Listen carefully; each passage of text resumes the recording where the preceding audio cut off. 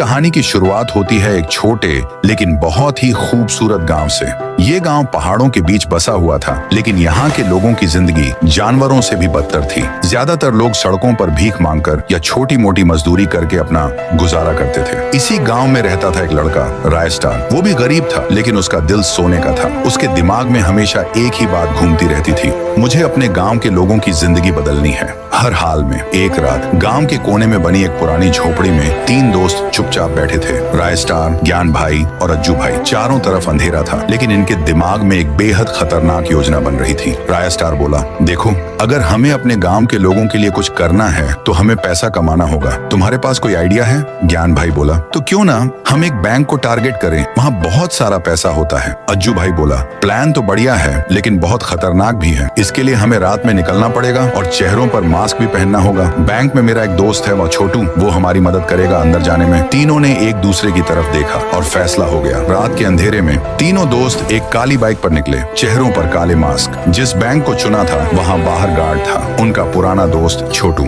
छोटू ने इशारा किया, तीनों पीछे की दीवार से बैंक के अंदर घुस गए। लॉकर रूम में था सोना, हीरे जवाहरात और हजारों के नोट। तेजी से सब बैग में भरा और बिना आवाज किए बैंक से निकल गए। सुबह होने से पहले तीनों ने गांव के हर एक घर के बाहर पैसे रख दिए। सुबह जब लोग बाहर निकले, हर कोई हैरान था, ये पैसे कहाँ से आए, किसने दिए, भगवान ने कोई फरिश्ता भेजा है क्या? गांव में खुशी का माहौल था। धीरे धीरे पूरा बेरोजगारपुर बदलने लगा। अब गांव का नाम हो गया रोजगारपुर। बच्चे स्कूल जाने लगे, माओं के हाथों में राशन था और लोगों के चेहरों पर मुस्कान थी। लेकिन ये खुशियां ज्यादा दिन नहीं टिक पाई। कहानी में जबरदस्त मोड़ तब आया जब एक डेंजरस पुलिस ऑफिसर की एंट्री हुई, सिंघम। वो एक एनकाउंटर स्पेशलिस्ट था जो कालाहारी से ट्रांसफर होकर बरमूडा आया था, सिर्फ एक मिशन के लिए। आते ही सबसे पहले उसने बैंक का सीसीटीवी चेक किया और पहचान लिया कि गार्ड छोटू भी शामिल था। उसने छोटू को ऑफिस में बुलाया और जमकर मारा। छोटू चीखते हुए बोला, मत मारो सर, मैं सब कुछ बता देता हूँ। छोटू ने सब उगल दिया, रायस्टार, ज्ञान और अज्जू का नाम। सिंघम ने उन्हें पकड़ने के लिए एक शातिर प्लान बनाया। रायस्टार और उसके दोस्त फिर एक बैंक लूटने निकले, लेकिन इस बार बैंक के बाहर सिंघम अपनी पूरी टीम के साथ छिपा हुआ था। जैसे ही तीनों दोस्त बाहर निकले,